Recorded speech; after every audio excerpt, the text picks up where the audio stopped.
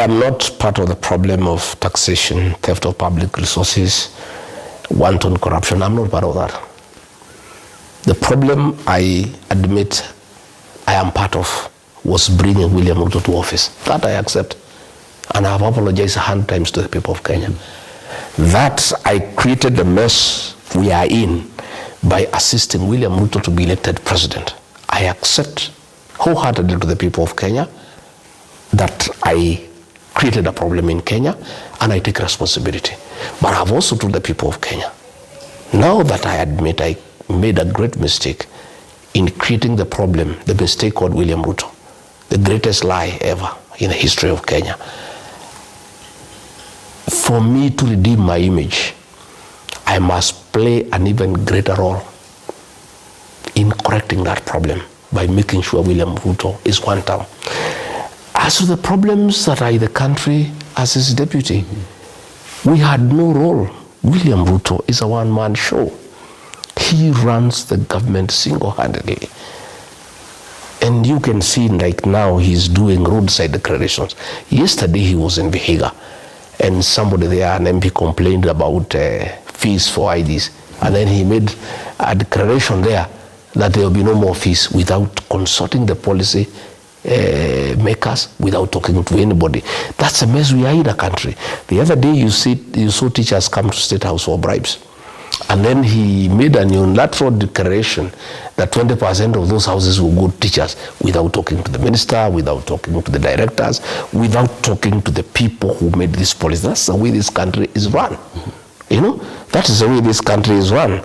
And therefore, I absolve myself from any blame, because when I realized that as deputy I had no role, the ministers had no role, the PSs had no role, I started having a fight with him within, until it reached a place we could not agree, and he made a decision to throw me out, which is okay, you know. But I realized, and after the first 1 year, that the Kenya government, led by William Ruto, had become a criminal enterprise. Theft of public resources, misappropriation of funds, decisions that are of commercial interest to him and his family. And I couldn't take it, because that is not what he had told me when we were forming government. That is not what he had told the people of Kenya. If you look at this decision to sell Kenya Pipeline, Kenya Pipeline is valued at 600 billion. It's being sold for 100 billion, you know? And the valuation has not included land in Mombasa that is worth about 40 billion. And this company is being bought by a Nigerian who is an in-law to President William Ruto. And that I know, because I was there. And I had refused when the matter was brought to the cabinet committee that I chaired. How do you sell strategic installations of the country? You know, fuel is something that is very sensitive. How do you put the country's oil reservoirs in private hands? What if there is sabotage and the country comes to a stop? But because he has a commercial interest himself, you know, today, Dennis, tea farmers are up in arms. I was in charge of tea reforms and things were going on very well. A single decision by William Ruto to do business with the rebel movement in Sudan, the RSF of Hemeti, who is a business partner of William Ruto. The government of Sudan made a decision to ban the importation of Kenyan tea. As a result of that ban, we have not been able to sell our tea in good prices. What is the result? The prices of tea have gone down. Farmers across the country, including his home in Kericho and Bomet, where he comes from, his kinsmen, they are up in arms. And it's a simple personal decision that because he wants to deal with the gold with Sudan and give them arms in exchange to kill women and children, then we cannot sell our tea. And because we cannot sell our tea, our prices have gone down. Then the farmers are crying across the country. So these are the things that I saw along the way. And I said, no, I can't have this. I'm not a con man. How do we con the people of Kenya? We promised to have a bottom-up economic transformation agenda. We promised to put money into people's pockets. Then the little that they have, we remove it. So I am saying that the Kenya government, run by William Ruto, is a criminal enterprise. State House is a crime scene. You have seen State House now has lost dignity. Bribery takes place, in broad daylight, and he doesn't care really. He really doesn't care. All money that was meant for capitation, schools are shutting down. That money has been diverted to State House to bribe people. Money meant for health has been diverted. Lecturers have not been paid. This money is what is being carried in sacks, in choppers across the country. I was unable to be part of that criminal enterprise. And Kenyans must forgive me for that, because that's not what we promised the people of Kenya. We had promised the people of Kenya that we are people's government, that we are going to serve in humility, we are going to make people's lives better, we are going to make people to improve their welfare, we are going to have ease of doing business. But where we are, my friend, the country is on its knees. We talk about privatization of state resources. You've mentioned KPC to be specific. You say that the valuation was not considered, that this is business because the person who's to buy it is President William Ruto's son-in-law. What evidence do you have to show? He looked for me. Absence of evidence showing that you have these as a fact remains being hearsay. As well, you say you are inside as deputy and you knew about this. Why speak now? I have been speaking, and anything I've told Kenyans have come to pass. Anything I've said. I said about bombers of Kenya, it has come to pass. I said about RSF, it has come to pass. I said President William Ruto has appointed drug barons into his cabinet. I have been vindicated the day before yesterday.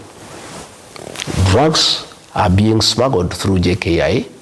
Who in his cabinet is in charge of that? You have seen the photographs.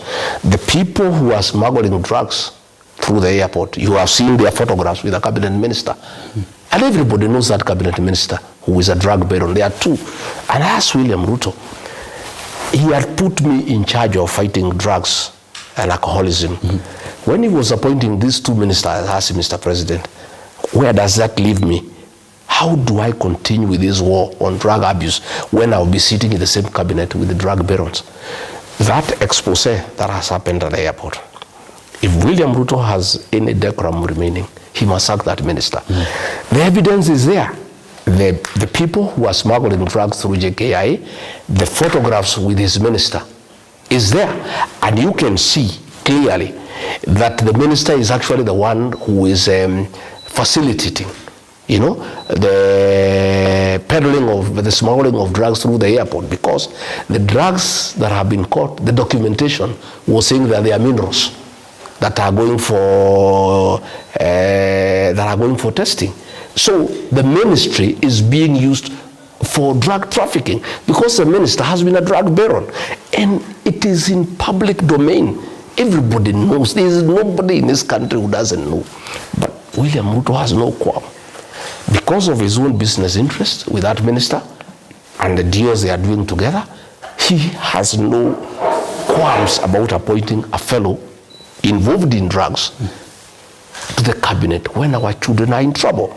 How does William Ruto face parents today? And he was telling parents that they are responsible for bad upbringing. When he has appointed ministers who are peddling drugs, they are sitting in his cabinet. When now there is evidence that that minister and his associates are involved in drug trafficking, how does he face parents and accuse them of bad upbringing when his minister, who is his business partner, is involved in drug peddling, cocaine, hard drugs in this country? These are some of the things, Dennis, that got me very tired. And today, in fact, I feel very relieved I'm not part of that government. I don't know how I'll be able now. This week, I would have gone to cabinet after what happened at JKIA. I don't know how I would have gone to sit in that cabinet with that minister when I was in charge of fighting drugs and alcoholism on behalf of government, and then I have to sit with the minister who is facilitating drug trafficking in the country. You've painted a lot of negativity and negative things that are happening with the current government, and in that there is now the united opposition that is coming forth and saying we want to form the next government. Let's speak about DCP as a party. And DCP is seen as it is a party that solely belongs to the Mount Kenya region. You, Rigathi Gachagua, has been accused of being a tribalist. How would you shake that, knowing that Kenyans are saying you only speak about the mountain and nowhere else? Nobody has accused me of tribalism other than William Ruto. The only tribal thing Rigathi Gachagua has done is to speak Kikuyu in meetings.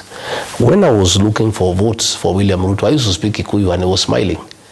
Because I don't have to speak to the Kikuyu people in English because they are not Englishmen. They are Kikuyus. And the fact that I'm a national leader has not changed my identity. William Ruto practices tribalism. The other day we were in Ukambani. He sacked the CEO of Kentraco and replaced with his own tribesmen. If you look at the composition of the CEOs in the country, out of about 250, 92 are from his ethnic community. If you look at all the businesses that have been given in this country, he has given to his tribesmen. If you check, they have advertised for police recruitment, about 10,000 positions. Yet, in every sub-county, in every constituency, they are taking 5. 290 times 5 is less than 2,000. 8,000 positions he is taking and giving his tribesmen. He has been doing the same thing for the military. I was there, I saw it, for the teachers. That is a man who practices tribalism throughout. If you look at Nairobi, the composition of officer commanding police stations, out of 14 police stations in Nairobi, 9 are from his tribe. Despite the fact that his tribe, in terms of numbers, in terms of percentage, they're just down there. So you cannot tell me because William Ruto says I'm tribal. My party, DCP, is a national party. I have a very strong candidate in Magarini, in Kilifi. Kilifi is not in Kirinyaga, it's not in Nyandarua. That is in Coast Province. I have a candidate in Narok Township Ward, in Narok. That is not in Nyeri. I have a candidate in Purko Ward, in Kajiado. That is not Muranga. I have a candidate in Malava, in Kakamega. That is not Nyanyuki.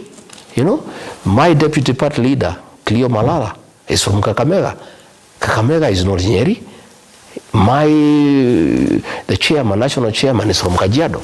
Deputy Secretary General is from Narok. Deputy Secretary General in charge of strategy, Owino Mabli, is from Kisumu. Ours is a national party. It's only that because William Ruto sees me there, he sees the Kikuyu whom he hates, despite the fact that they made him president. And when we made him president, we knew he was not one of our own. He has hated us because we have refused to give him our vote. Our vote we give willingly to people who respect us and people who are truthful and people who don't misuse us and people who don't abuse us when we tell him we will not give you our vote. He has been trying to mobilize the rest of the country against us, and therefore we are through with him. That does not make us tribal. In any case, we have many other friends that we are working with. We don't have to work with him, and it cannot be because we supported him. If we don't feel like supporting him and we can support somebody else, we become tribal. We can support anybody else. We can support Kalonzo Musyoka. We can support Fred Matiang'i. We can support Eugene Wamalwa. We can support George Natebea. We can support Seki. We can support Mohamed Ali from Nyali. We have no contract with William Ruto that is binding, that because we voted for him in 2022, we must always vote for him. There is no such contract. And I want to tell him, sorry, you feel bad that we have left you. You made the bed, you lie on it. We had loved you, we had respected you, we had given you our votes, we had trusted you. You betrayed us. you cheated us, you took advantage of our ignorance in terms we did not know you well.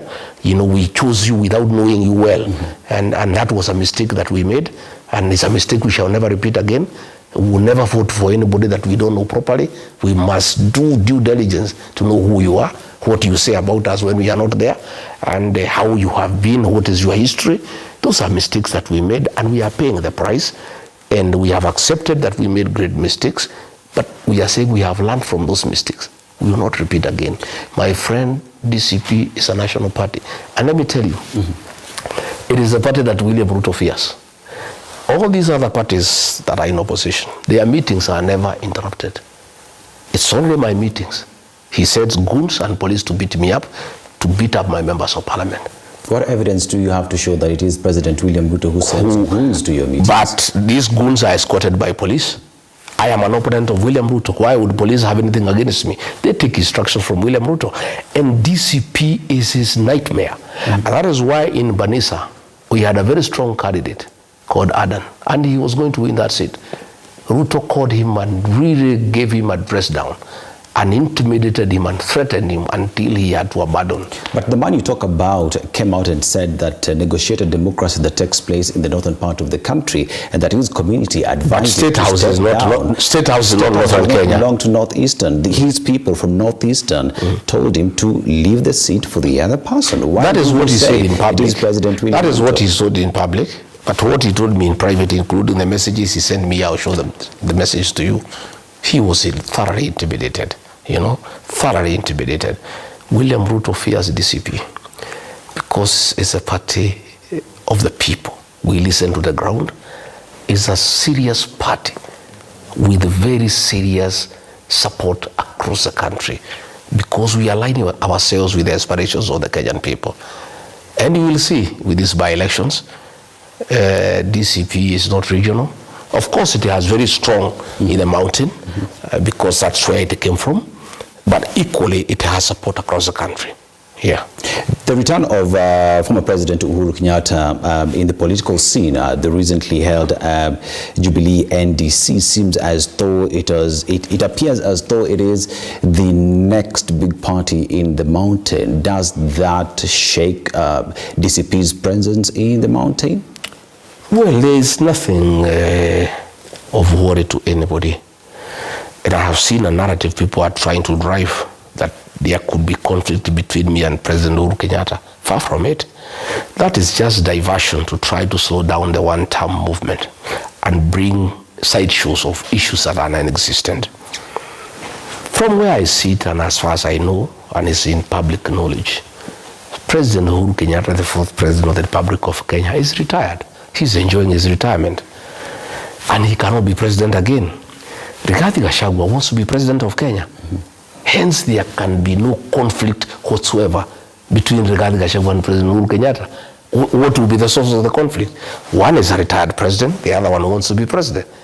So I don't know what people are talking about. How would he threaten my bid for president unless he is opposing me?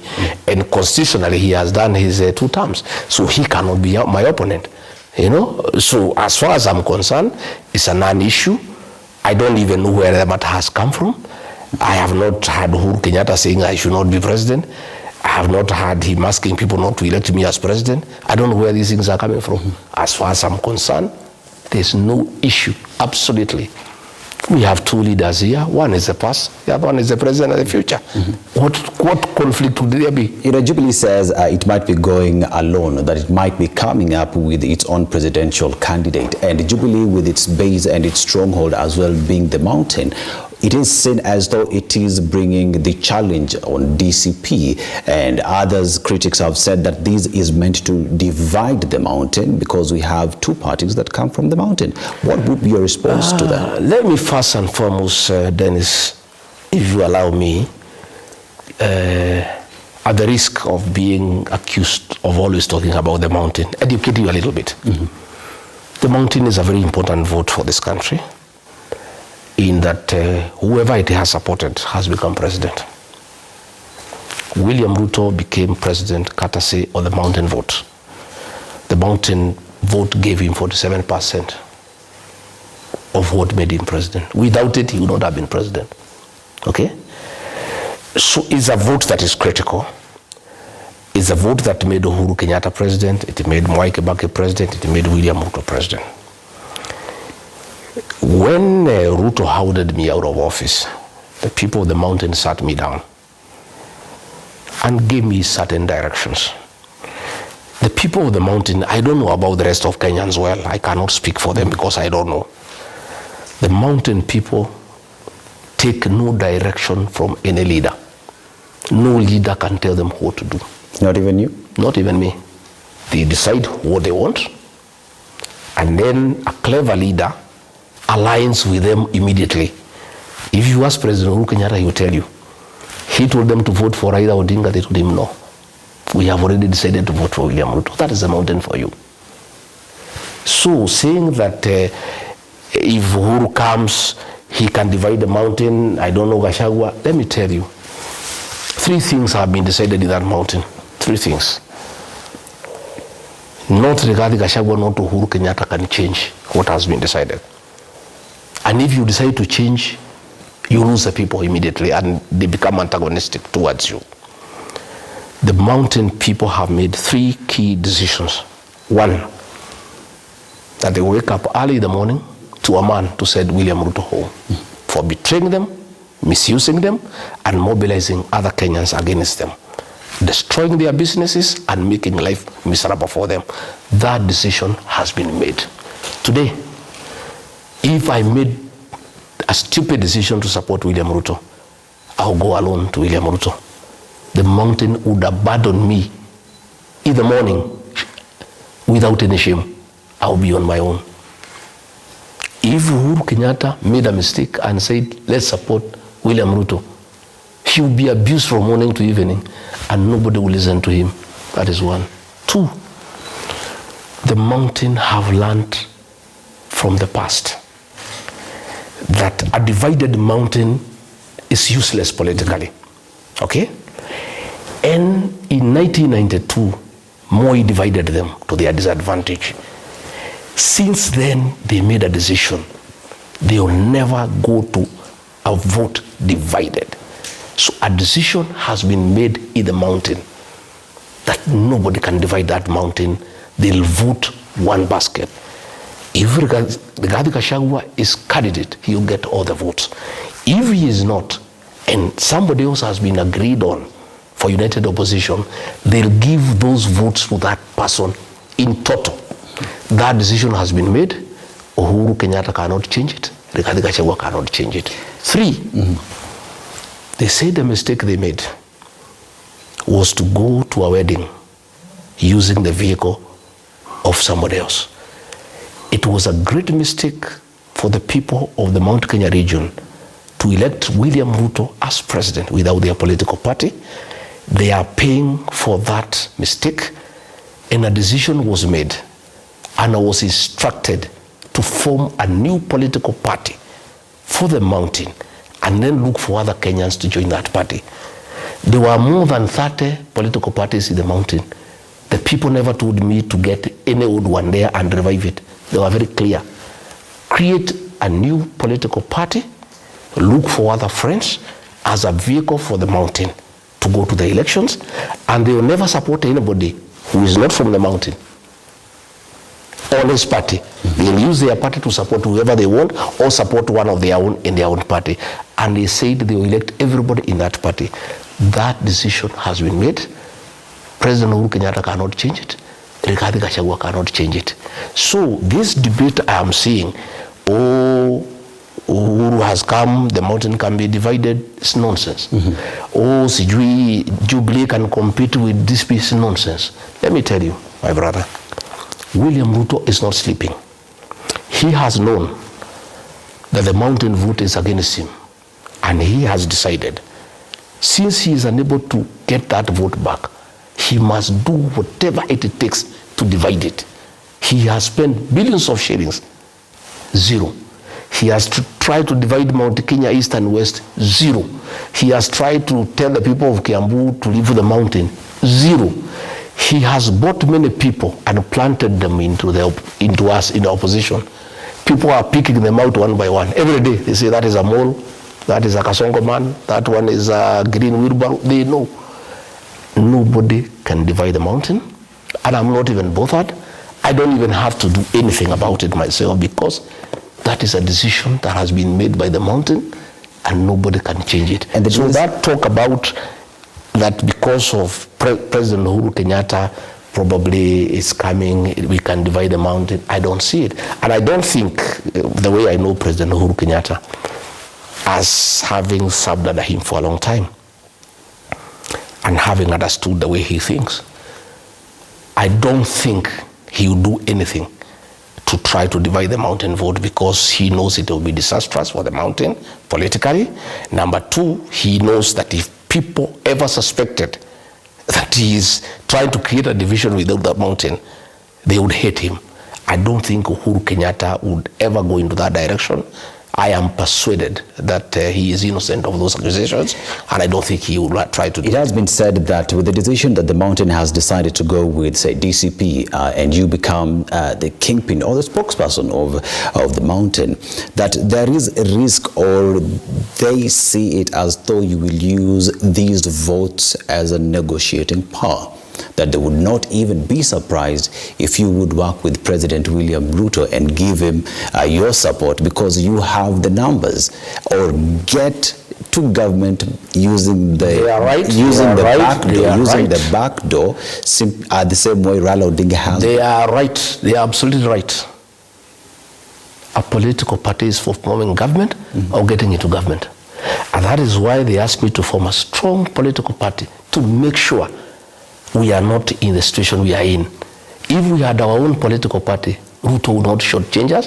He will not mistreat the mountain the way he's doing today. So they are right. This party is for forming government and bargaining into government. Okay? Would you bargain as to who we can bargain with, that is a decision the people of Mount Kenya will make. But I can tell you from what they have told me, William Ruto is not part of that equation.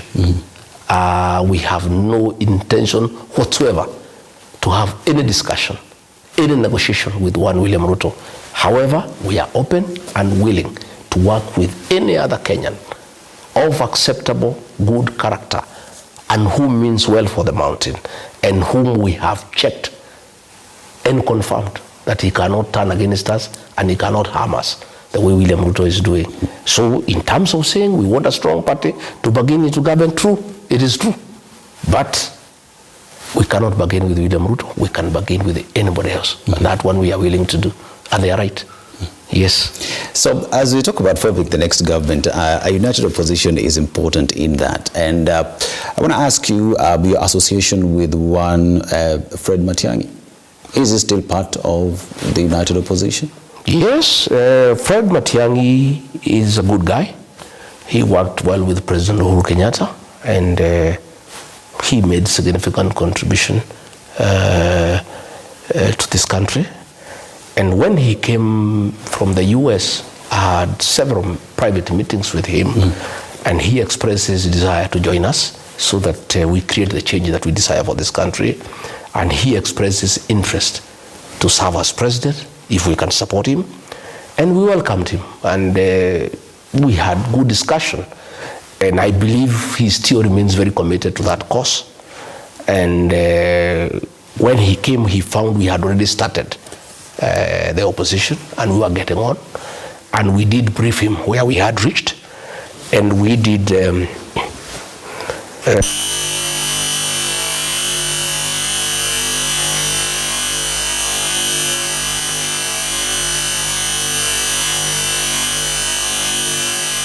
it's an alliance of regions, and to defeat William Ruto, we need to work around the clock. And by the time he came, we had already agreed on a formula. Martha Karua, J.B. Muturi, and I had been allocated to deal with the Mount Kenya region in terms of making sure we solidify the nation and we chase Ruto and Raila from the region, which we have done successfully. Eugene Wamarwa, Cleo Malala, and George Natebea, we agreed they work on Western Kenya, and they make sure that they lock out William Ruto and Raila Odinga, Kalonzo Musyoka, to work on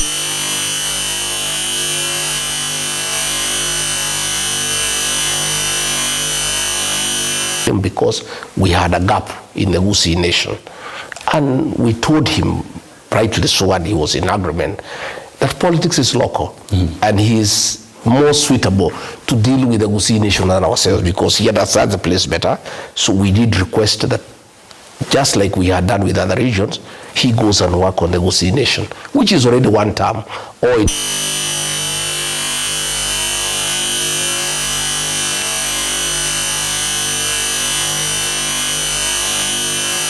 Matiang'i has been busy trying to get a political party, organize structures and all that. And I think with time we'll be able to get to meetings and continue with what we are doing. So I've seen a lot of nonsense. People saying that people have a problem with Fred Matiang'i, or he'll go it alone. Well, if he decides to go it alone, it will be his funeral. The way it is, the way I listen to the people of Kenya, we are having a 2-2 moment. Okay. Yeah, let's take a short commercial break, Mr. Rigathi Gachagua. When we come back, we talk about how you will be forming government and you as a presidential candidate.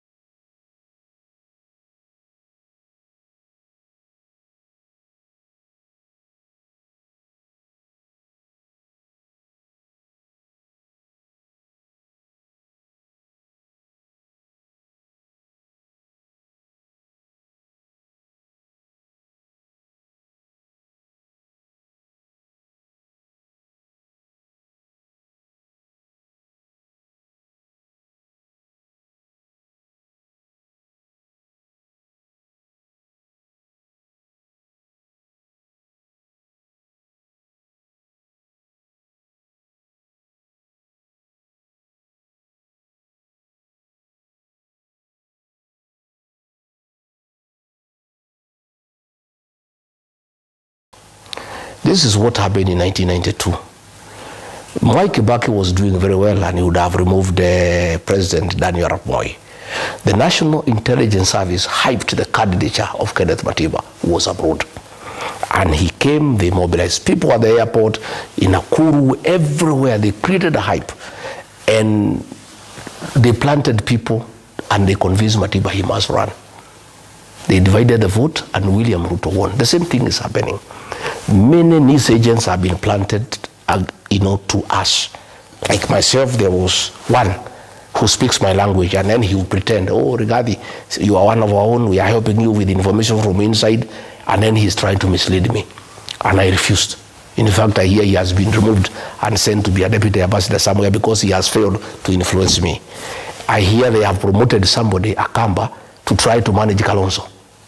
Another Kisii to try to manage Matiang'i, another one to manage Natembea, so that they can try to convince us separately that you can make it on your own. So that you create a third force to divide the opposition, then we can have a runoff, and then William Ruto, using state resources, can buy the ones who have lost and win in the re-election. So the good thing, like, they have been trying to create confusion by creating rumors that Kalonzo is going to State House at night, so that we can be suspicious of Kalonzo. But Kalonzo has been very forthright with us, and that's why we have stuck together. Anytime Ruto sends him emissaries, he calls us and tells us. So that has built confidence, And now we are convinced Kalonzo cannot be swayed by anybody. But we know they have attached an officer to try to use a lot of hard attacks to try to persuade Kalonzo to join William Ruto. But he has refused to budge. So the little teething problems you are seeing, they are Ruto characters all over the opposition. You have found most of them, instead of attacking William Ruto and challenging his programs, they are attacking Rigathi Gachagua. You are saying you are in the opposition. This united opposition wants to send William Ruto home. But you, because you work for Ruto, but you are within the opposition, you move from one TV show to another attacking Rigathi Gachagua, who is in the opposition. So once we deal with that little thing of moles, the Ruto fellows in the opposition, I think we will steady the ship, because the principals, myself, Kalonzo, Matiang'i, Wamalwa, Natembea, Muturi, Mother, Linturi, we are all solid. And we have discussed, and all of us are very committed. And I'm telling you, this will be a two-horse race. Mm-hmm. What happened in 2002? Once the candidate was picked, Kibaki got 62%. Uhuru got 31%. The one who created a third force, Stephen Nyachae, got 5.6%. What will happen if anybody is confused by Ruto that you are very popular, that you can go it on your own, you can make it alone, and you become a third force? The people of Kenya will abandon you the same day. The people of Kenya have decided there are two horses, Ruto and one-term movement. Whoever is a candidate for the one-term movement will beat Ruto 70+1. Any third force that Ruto will create using manipulation, bribery, National Intelligence Service to confuse you that you can run on your own and make it, I can tell you the people of Kenya where they are today. A decision has been made by the people of Kenya, and I listen to them. They want one candidate, they don't care who. You seem to be speaking about the party that has said they would go alone. No, I'm not saying. Within the united opposition, which is Jubilee, who I don't know. I'm just saying, if you leave the united opposition and go on your own, you'll be a third force. The people of Kenya will not accept the third force. Mm-hmm. The other day, they tried to form something called Sijui Kenya Moja. Something. But, God is gracious to the people of Kenya. Before we could go far, one of the people who was pushing that thing was unmasked by a lot of people saying this is one of our own. We are the ones who have sent her to spy for the opposition. It died. That is what will happen. And Kenyans are also very intelligent. All these moles sent by Ruto into the opposition, people know them. They see through them. They read. They know, and they tell us, that is a mole. That is a mole. That is a Ruto person. That is this. Let me tell you. This thing will be a two-horse race. The rest are donkeys. Mm-hmm. Whoever is picked by the united opposition to face William Ruto is the one who will win and will be the 6th president of the Republic of Kenya. If anybody gets lost along the way and decides to abandon the people of Kenya, and think you can go it on your own, you will not go far. The people of Kenya will say no. I want us to talk about a recent matter that has come up, and this is with regard to the whereabouts of one Raila Amolo Odinga, fellow principal in broad-based government.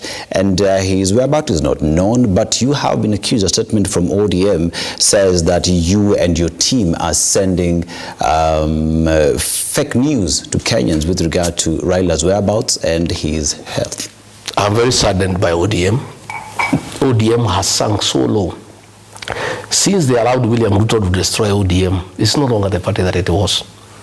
That is very cheap to start with. Myself, I spent the whole of yesterday here with Mohammed Ali. Mohammed Ali is MP for Nyali and the man who has taken charge of our movement in the Coast region. Very capable young man. And things are going to happen in the Coast province because the area is one term, but they were waiting for us to identify a leader to work around the Coast province. I never had access to social media.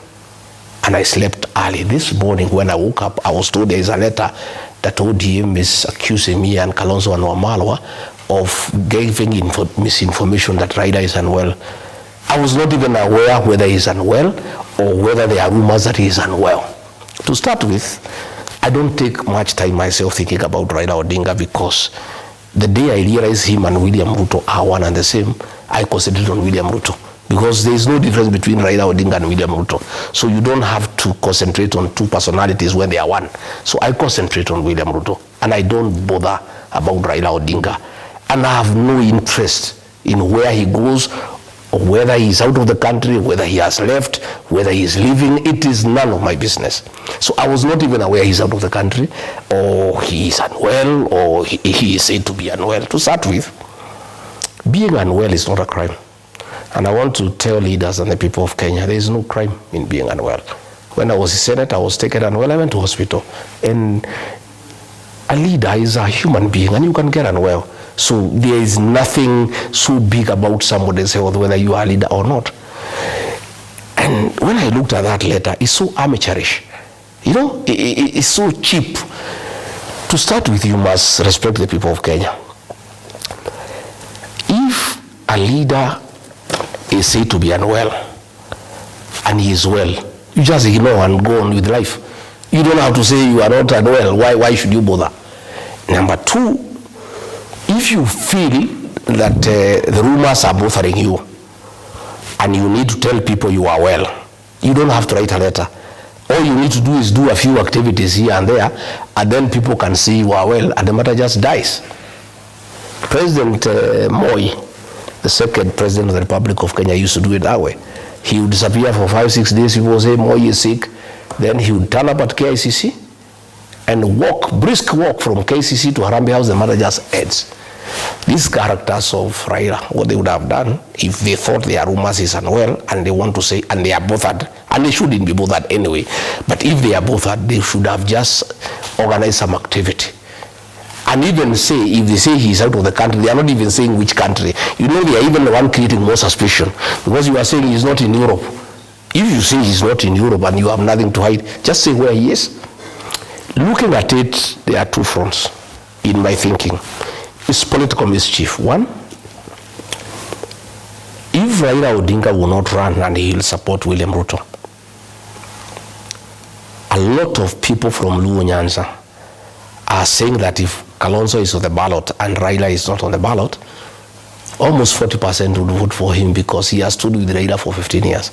So I think this was a scheme to try to create a wedge between the Luo nation and Kalonzo Musyoka.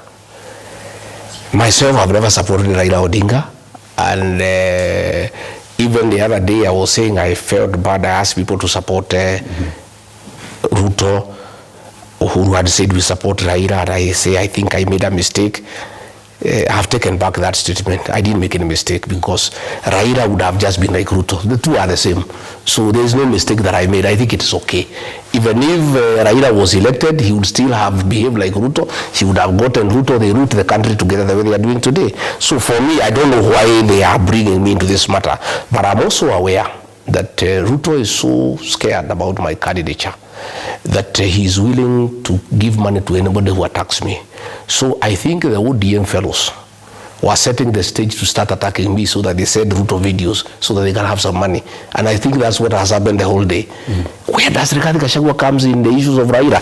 Have I posted anything? Have I said anything about Raila?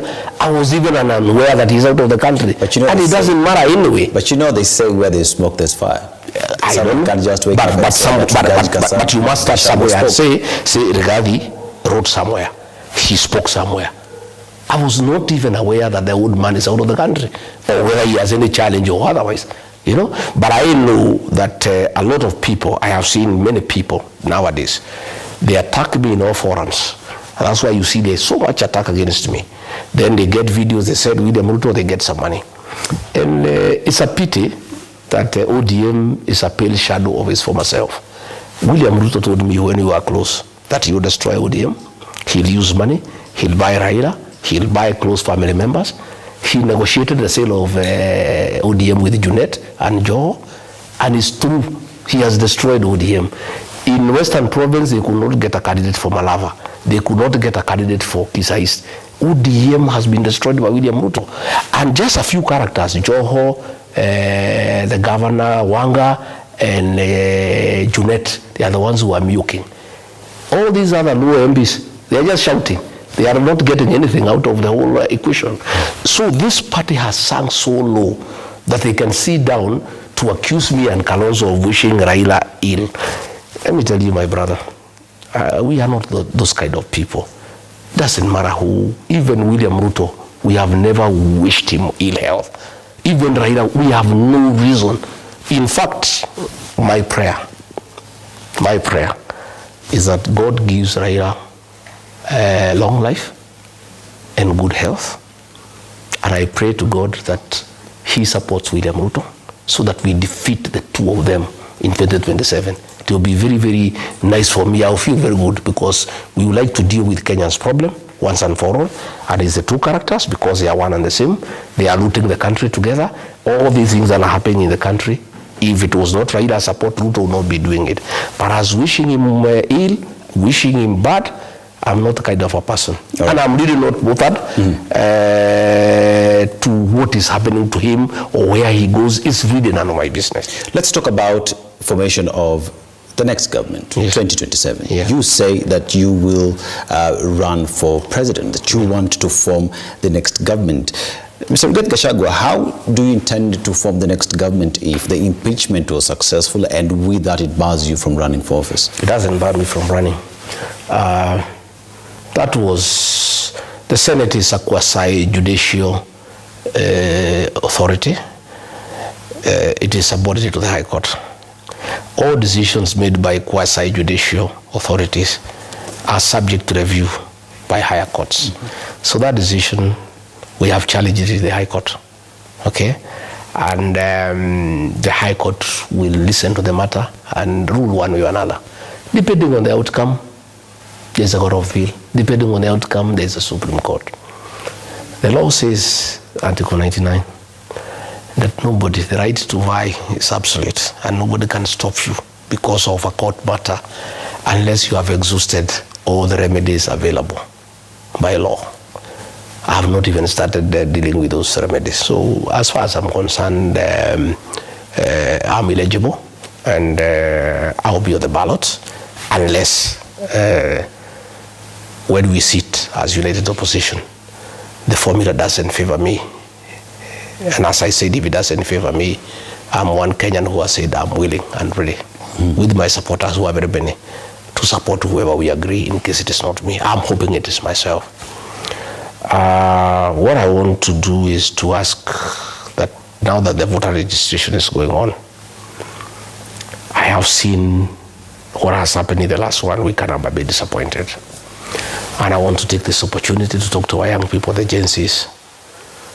And I really want to congratulate them for what they did in Odaya last weekend, the TikTokers, and what they did today at a church in Roiro, raising over 16 million to support one of their own. These are magnificent young people. They have such a great resolve for their country. These Gen Zs have made us proud as parents and grandparents, and they have really gone out of their way to advocate for change and good governance. But I want to appeal to them that this change cannot be concluded on the smartphone. It cannot be concluded on TikTok.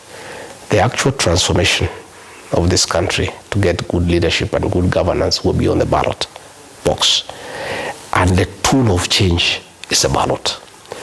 I have seen the last 1 week, it's not been very good. I want to ask our young people, the Gen Zs, to know that they have a date with the destiny on the 10th of August 2027 to help this country get good leadership. And they can only do that if they have a vote. Please, they must register. Number 2, it is my proposition and my desire, and I've told the agencies in my party, and there are very many, that I also would wish them to take leadership positions and help us govern this country, to be MCs, to be MPs, to be senators. If they don't register as voters, who will vote the agencies? Their peers. They need, if they want to be MCs, they want to be MPs, they want to be senators, they want to be women rep. I saw a very young girl in Kajiado, 21 or 22, she wants to be women rep. I have seen another girl here in Nairobi called Wanjiko, she wants to be women rep in Nairobi. If the Gen Zs, their peers, will not register as voters, who is going to elect them? So let them, please, Gen Zs, this is a good opportunity for you to participate in bringing the change that you desire. And you must also know that you are the greatest stakeholders in this country because you have longer to live than all of us. Number 2, I also want to take this opportunity to talk to the middle class. The middle class, for the longest, don't vote. But when things go wrong, they feel it more than anybody else. The middle class has been incapacitated by the Ruto administration. They are feeling the pinch of bad governance. Their businesses have been shut down. Nothing is going on. There is no money in circulation. And once you destroy the middle class, you destroy the country because these are the drivers of our economy. I want to appeal to the professionals, the business people, the middle class. Please, you can't stay at home and keep on complaining about bad governance. You must also take your rightful place today by going and register as voters and participate in the election and bring the change that you desire by getting the right leadership in place. You must participate in deciding how you'll be governed because the middle class is very important for the country. Because if it is destroyed, there is no country like is happening today. But they cannot just sit back and just leave it to the rest of us, the politicians, and the people in the villages and the people in the slums to do it for them. They must lead the way. They must be active participants of the electoral process, of deciding how this country will be governed. They can only do that if they have the tool of change. The tool that makes that decision, that is the ballot. So I want to appeal also to IBC. It is also slow for one reason. Also, the constituency offices are very far away. The economy is bad, there is no money anywhere. These Gen Zs are not employed. To ask them to spend 100, 200, 300 shillings to go and take a vote is a little bit heavy on them. I would like to ask IBC to consider rolling out the voter registration exercise to the polling centers, where people walk in the morning, go and register and go back home. Otherwise, it's a little bit expensive, and it's part of why we are having that delay. Again, there is also some delay with the machines in terms of the machines being down. Many people are going, they wait for 2-3 hours, they go away.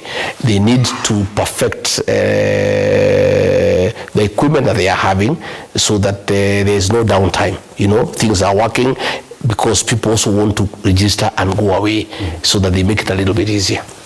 Mr. Gachagua, as we look at 2027 IEBC, let's look at the formation of IEBC.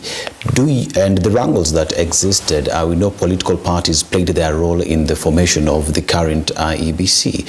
Do you believe that IEBC as currently constituted is able to deliver free, fair and credible elections? Well, I think they will, because they are Kenyans and they also don't want chaos in this country. A free and fair election is a must. And the way the Kenyans are feeling today, any attempt to play around with the elections could be disastrous for the country. I know the other day I said as much I was taken to task that I'm inciting people. I'm not inciting anybody. I'm just saying listening to the mood of the country, showing the way people rejected the Finance Bill 2024. They would reject a flawed election 100 times more. And the consequences could be very disastrous. I am persuaded that these commissioners are part of Kenya. And this is their country, and they have no other country. And I have no reason that they will go out of their way to make sure that we have a free, verifiable, credible election. I want to tell the people of Kenya not to be worried that anybody can rig elections. It's very difficult to rig elections. The day electoral laws were amended, that the counting of votes is done at the polling station, made rigging elections very, very difficult. What we need are good agents, quality agents at the polling station, and the polling station results are final. What I recommend, and we want to ask IBC, is to do away with the bombers and the National Tallying Center. It is not necessary.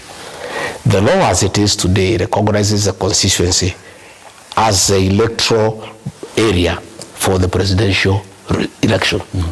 So the presidential elections are announced in the 290 constituencies. The matter should end there. Even you guys in the press room there, you can just add up the numbers and announce the president. This thing of bombers and tallying and transmission is where monkey business begins.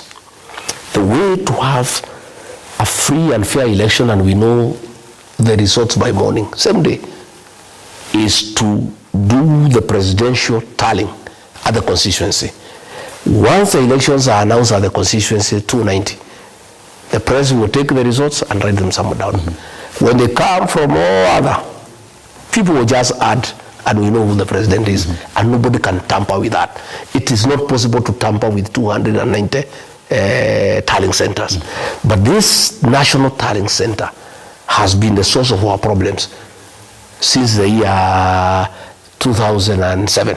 Were there monkey business in 2022 at the National Tallying Center that made you... There were efforts, but they were thwarted by the portal. But I'm saying that is not even necessary, because it takes 4 or 5 days to ease tension in the country. Let's devolve the presidential elections. The constituency is a presidential electoral area. If this Madeira constituency, where I come from, let whoever has won the presidential race be announced in Karatina. That will be added to Kamukunji. That will be added to Ndiwa. That will be added to Nyali. And by morning, by 10 a.m. the following day, because the counting of the presidential votes is number 1 at the polling center. Even the tallying, they tally the presidential results first. So it's possible that by morning, more than 240 constituencies in areas that have no challenge with networking, the results will be known. That is a way to deal with this matter in a very nice manner, so that we reduce tension in the country and we lessen room for monkey business or anybody who may want to interfere with the results. So let there be 290 returning officers for the presidential election, so that nobody can interfere with those 290 people, instead of having one person at bombers. And once those results are announced across the constituencies, everybody will just add up the numbers. But even towards the voting day, there is the registration exercise that is ongoing. There is a new security feature that has been added, which includes the iris. And many are saying Kenyans were never consulted. Yes. The previous registration exercise never included the same. Yeah. There is a new model. There is a new methodology. What is your response to that? I think it is wrong for IBC to try to bring a new methodology, because out of the 14 million voters who are registered, are included, it's biometric. So when you introduce the iris, a new methodology, then which is which? Shall you be having two methodology of identifying the voter on the election day? That is creating confusion. And Kenyans were not consulted, and they were also not told why. Biometric has worked and worked well. Why are you introducing a new methodology? Unless you are saying we introduce it for everybody, including ourselves who are already registered, we go back for the iris. Yeah, so I think IBC is creating confusion, and these are some of the things now that are creating suspicion. You know the way this IBC was picked by Ruto and Raila, who are, buddies in the same coalition. Then when you start introducing things that are not clear and are not well reasoned and they cannot be justified, because are you telling us we are going to have two methods of identification? Why are we having iris for the new voters, yet we don't have it for the existing people in the voters register? I think that is wrong. And I think these are some of the things you may see people are moving to court. Are you planning to challenge this in court? Yeah, to challenge it in court. And it will be stopped because there is discrimination. Why are you having two methodologies? It should just be one. And even if it's there because it's not there in law, there need to be public participation. People of Kenya need to be persuaded as to why. Why are we introducing this new methodology of voter identification? So I think let IBC not try to introduce things that can bring confusion and things that can start bringing suspicion as to the intention of the introduction of the new methodology. There is also the fact that President William Ruto lifted the vetting exercise in the border counties, and with that there is talk that is one way of influencing elections. Well, so what would be your response to the decision that was made by President William Ruto, first of all security-wise, and the fact that it is thought that will be used to interfere with the elections? What President Ruto did for mischievous intentions, he was not trying to reduce discrimination because he's in trouble from his original stronghold, that is a mountain. He's trying to replace the mountain by northeastern Kenya, by trying to get aliens from Somalia and Ethiopia to come and register in Kenya so that they can vote for him. But he doesn't know what he's doing to the security of the country. As we speak today, people from those areas of northern Kenya are being discriminated in America in terms of visa because the Americans are not sure that they will not get bad characters. So sometime William Ruto, because of selfish desire, he exposes an entire region to discrimination because not many people will be comfortable issuing visas, to people from a region that is on the border and where people are being registered in a way that is not foolproof. I think it is wrong and it's very untidy. We need to be very, very careful about border security, about the security of the country, about international security, by making sure that we come up with a mechanism on how we vet aliens without discriminating the Kenyan people. And elders have been very useful in the border counties. Elders know who is who. They know who was born where, who went to school. And I don't think elders can discriminate against their own people or harass them or take them through a very tedious exercise. I think we need to consider where we can ask the elders in border counties to carry out vetting exercise to make sure that only Kenyans and people who are born in this country and who are Kenyan citizens are registered. Yeah. President William Ruto for a very long time has said that the opposition is rudderless, clueless, and planless, that all you have to say is one term, that in terms of forming the next government, you have no plans for Kenya. You, Rigathi Gachagua, says you are a presidential material, that you would run for office. What is your plan for the people of Kenya? To start with, before I tell you my plan, I think William Ruto cannot accuse anybody of being clueless because he's clueless. How do you describe a president who found a working health system and destroyed it in 3 years? But you're part of it, though. I'm saying he's the one who says I'm not there. How do you call that president? That is clueless and planless. What is his plan? Killing young people and abducting them? You call that a plan? Is that what he's saying is a plan? If killing young people and abducting them is a plan, we have no plan. If turning State House into a center of bribery and money laundering is having a clue, sure, we are clueless. If destroying the university financing method is a plan, we have no plan. If selling away national assets for private and commercial interests is what you call a plan, we have no plan. My brother, we have got a very big plan. But removing William Ruto is a prerequisite to us initiating the plans that we have. One of the things, if elected president, that I want to do from day one is the issue of the pending bills. Let me tell you, the issue of pending bills, Dennis, has destroyed the economy of this country, destroyed business people. People who did business with the government, national government and county governments, they are owed 800 billion. Their homes have been auctioned, homes are broken down. People who are doing well today are beggars in their own country. Their only crime, they need work for government, and an irresponsible president has abandoned them and started things that have no use for this country.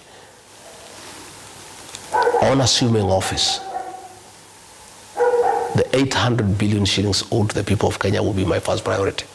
I will not initiate any new project until these Kenyans have been paid.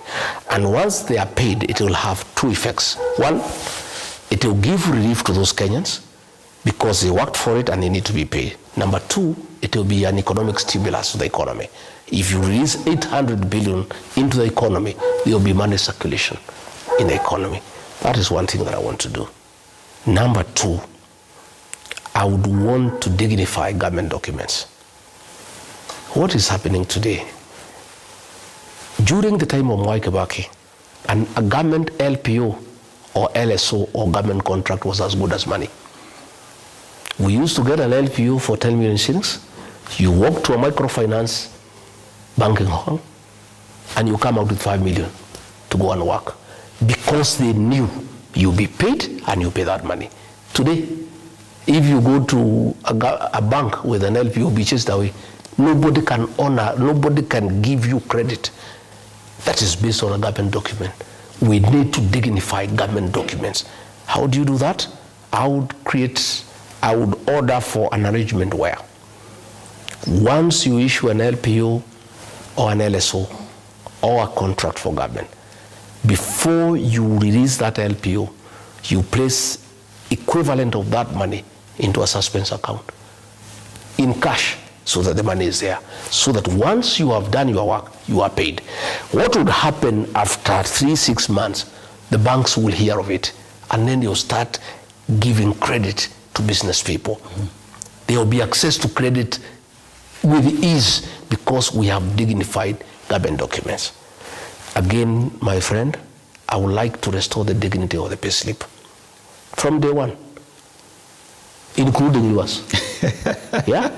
There is too much taxation on unnecessary things like the housing levy. It is not the work of government to build houses. The work of government is to provide services. Do electricity, water, roads, sewage, drainage, and then houses will come up.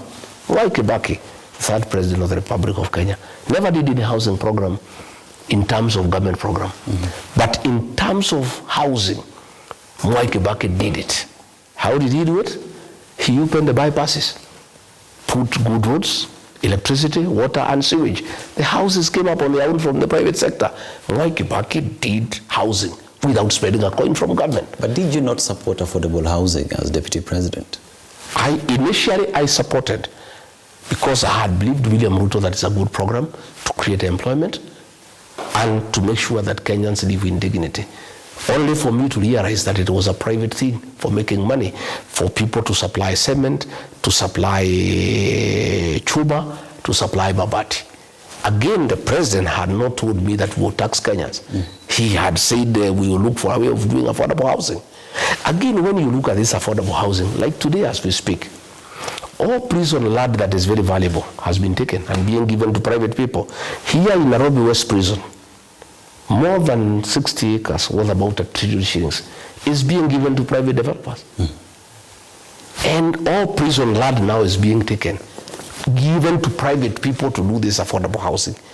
It is pure theft of public land under the guise of affordable housing. So, on day one, first executive order, I would scrap the housing levy, and all these houses that have not been completed, they have not been bought, I would hand them over to the county governments. The county governments would run them, manage them, collect rent, and pay back the people of Kenya. I want to tell all those people who are rushing to buy these houses, and I want them to listen to me today so that they don't say I did not tell them. There will be change of government, for sure. William Ruto will be one term. In 2 years' time, he'll be out of office. We shall scrap the housing levy and hand over these houses to the county governments. Please don't spend your money on these houses. And if you do, don't come crying to us. The ones who buy these houses will be the last ones to be paid after we have paid the people who have been taxed. We'll start with the people who have paid taxes because it was not voluntary. They were forced by William Ruto to pay taxes. Those ones are the ones who will be paid. The ones who have bought the houses, you will come last year, it will take 15 years, 16 years. So I want to caution them not to run into buying these houses because we shall terminate this program when we take office. And taking office, we are taking office. All right. Rigathi Gachagua, the DCP party leader, who says that his plan for Kenya is to ensure that he restores dignity to pay slips, that he will ensure that everything is done right, that the opposition, united opposition, is united, and that anyone who walks out of that has nowhere to go. He will not be a third force, and that there is conduit by the government to ensure that the opposition is divided. Asante sana for having us and hosting us in your home. My name is Dennis Aseto, and this has been a conversation highlighting where the country is, where the united opposition is as we approach 2027. Calling upon you to get out there, if you've not registered as a voter, to go register yourself so that you can have your voice come 2027. Enjoy the rest of your viewing. To everybody that made this production a success, Asante.